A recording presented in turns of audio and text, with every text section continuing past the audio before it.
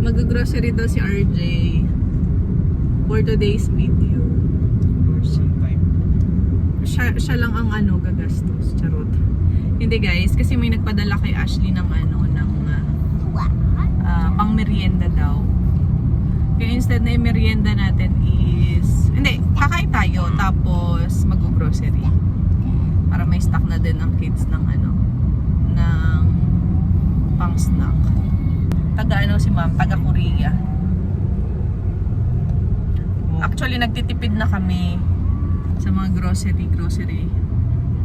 Kung ano lang yung nandyan na yun na muna. Kasi medyo malaki na yung obligasyon natin monthly. So, kaya talagang tipid tayo. Kung ano yung meron, yun ang kakainin natin. Tapos, magpa-fasting na daw kaming dalawa ni Daddy para para tipid. Yung dalawa na lang ang problema sa pagkain. Advantage din naman kasi kapag nag-fasting, papayat. Medyo lumalaki na rin kasi tayo. Lalo na si Daddy. Malaki na. Ang init nga ng panahon ngayon. Grabe. Daddy, look daw.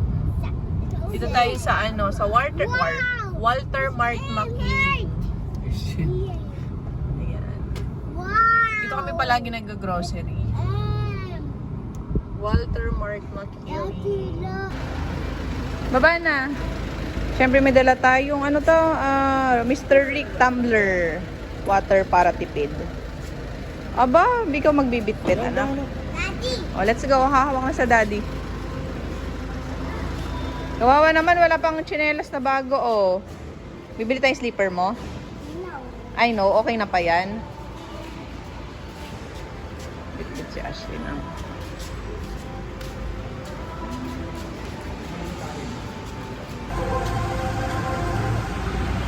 Allen? Hi! Saan tayo kakain? Ashley. Kaya mo muna siya. Kung saan pupunta?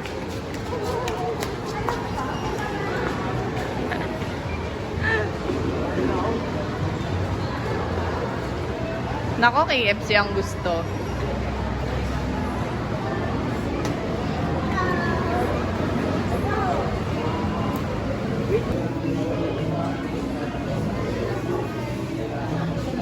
French fries, chicken.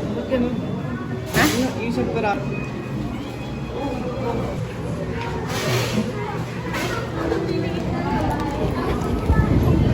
Asa na, Ale? Let's go. Come. Iyak ka na. Kakain si Ash.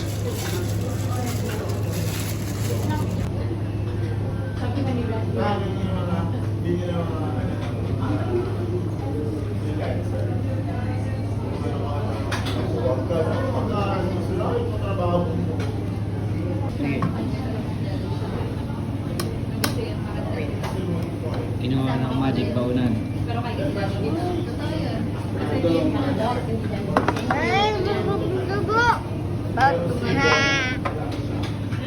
May magic tayo, babe. May magic tayo. Nagtig-isa na silang price ba? Magic kanin. Magic kanin. Diba? Tipid.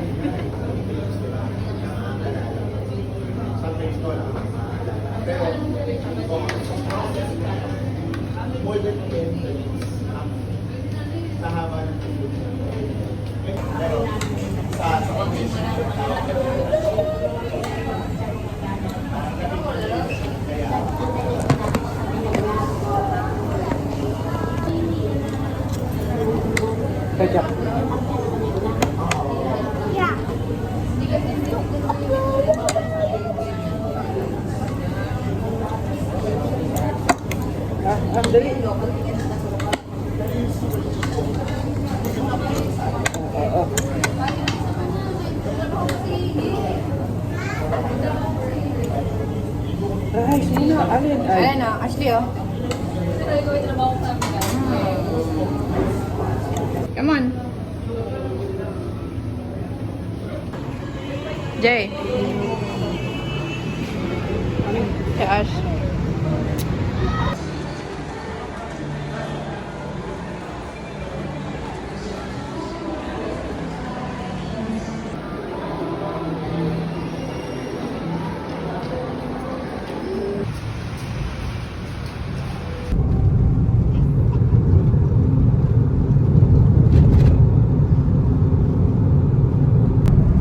Ay, pupunta tayo ngayon guys sa ano, sa Tanawan. I-check natin yung ano, yung lot.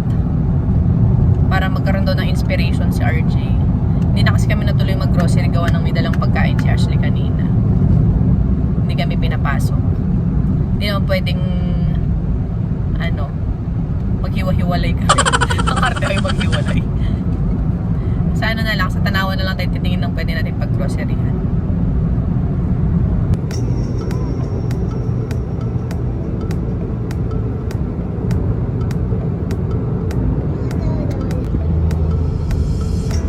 Lipa exit. Lipa, Tanawan exit tayo.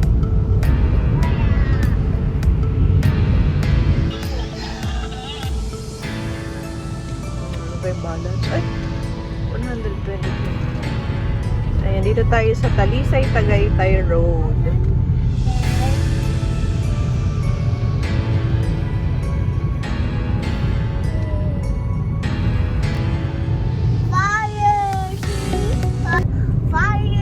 Saan po? Ashley! Sleepy na?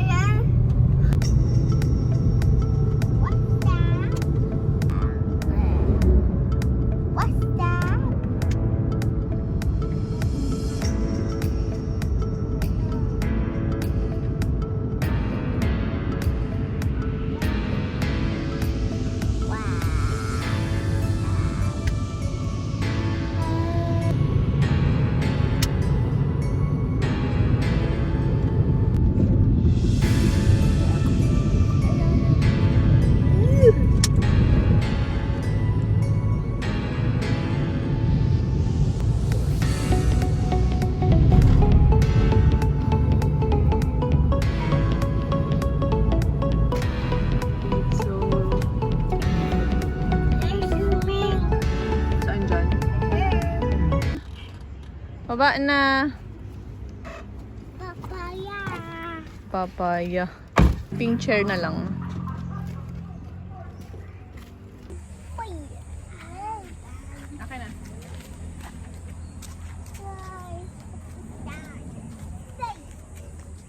Ow.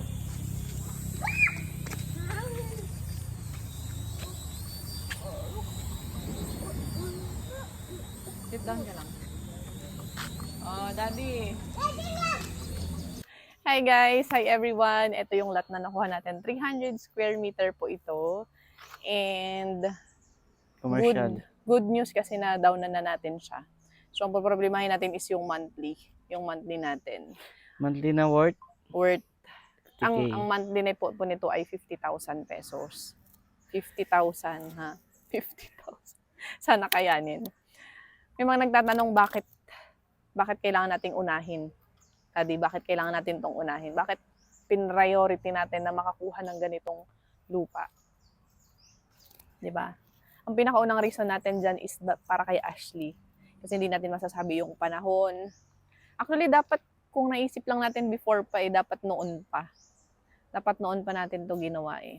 Kasi hindi natin masasabi yung panahon, what if bigla kaming mawalang dalawa? Ganun lang. Ang pinaka-purpose nito is para kay Ashley, just in case bigla kaming mawala or what. Meron tayong maitayo man lang muna na business para kay Ashley, para kahit dito na siya magstay. Kasi alam namin na si Allen ay kayang-kaya niya yung sarili niya. Ano bang plano mo dito? Ang purpose kasi ito, kasi ito ay 300 square meters. Tatayo natin ng maliit na kubo, tsaka at the same time yung gym. Yung gym kasi, na business. Yung gym business kasi hindi mahirap i-manage. Oo. Ano yan? Yup! Eh! Kumbaga wala ng products na kailangan laging i-purchase. Lalo na pag ang lote o yung pwesto ay sarili mo. Oo. Walang lugi. Ang ano mo lang yung sipag na pagbabantay, yun na lang po, parang puhunan mo. Mm-mm. So siguro naman yung ganong procedure is may ituturo namin kay Ashley. Unlike na yung ibang business. Mahirap kasi na ibang business na bili ka ng bili ng mga kailangan mong itinda. Unlike nga ito, kagaya, kasi may experience na rin tayo dyan. Meron na tayong gym sa Kalamba. Hindi naman tayo pinapaalis din sa Kalamba. Kumbaga kung hanggat hindi ginagamit yung lupa, hindi tayo pinapaalis doon. Tuloy-tuloy lang siya. Ito lang ay, ang pinaka-purpose talaga nito is para kay Ashley. Kasi parang almost 4 years or more than 4 years na siya nagte-therapy. Tama ba? Nagte-therapy na. Actually ngayon hindi naman, di ba dapat ititigil namin yung therapy niya. Dapat ititigil namin yung therapy niya kasi hindi nga namin kayang pagsabayin. Pero thankful na lang talaga din sa mga followers na nag-sponsor kay Ashley para sa speech therapy niya at saka para dun sa kanyang sa kanyang SPED. Tutuloy-tuloy pa rin yung pasok ni Ashley. Kasi yung yung expenses nun, nung 4 years ago, monthly, same lang nung ibabayad natin dito. Oo. Kaya yun yung iniisip namin. Kaya ngayon todo tipid. Once na at least matapos itong lote, hulugan. Actually ang Continuous din ulit yung kay Ashley Oo. Actually ang pinakaano namin doon, ang pati parang bigla kaming nag-transition. Kasi before 'di ba parang maluwag tayo lagi. Kaya nating kumain sa labas anytime. Kaya nating bilhan yung bata ng gamit anytime. Ngayon talagang sobrang tight ng budget kasi nga napaglalaanan natin. Ito talaga kapag nagkaroon ka ng priority. Kaya pag nagkaroon ka ng obligasyon, kailangan mo siyang i-priority. After mga 3.5 years naman, pag natapos to, makakaluwag-luwag na ulit. Kayang-kaya na. Sana matapos. Sana. So, yun lang ang wish lang talaga namin is magkaroon pa ng more source of income. And sana guys, i-follow nyo tong YouTube channel namin para ma-monetize na rin siya soon. Kasi, kailangan pa namin ng dagdag na income. So, yun lang. Thank you for watching this video. Tambay-tambay muna sa Gedli. Hi, ate. Dirty yan.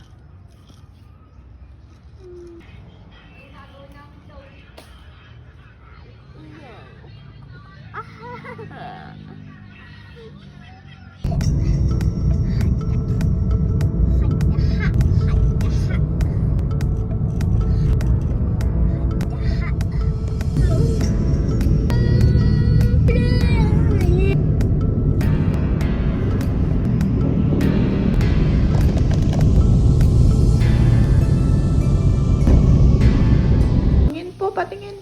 Ay, oo nga. Pinalmot ni ate. Sorry na. Patingin si mama. Patingin. Patingin si mama. Ay, sorry na agad, bunso. Huwag mo away si ate, ha? Okay po? Mami, tikit to. Ano po? Ano gusto dyan? Tikit. Saan? Turo. Tikit. Ah, dikit.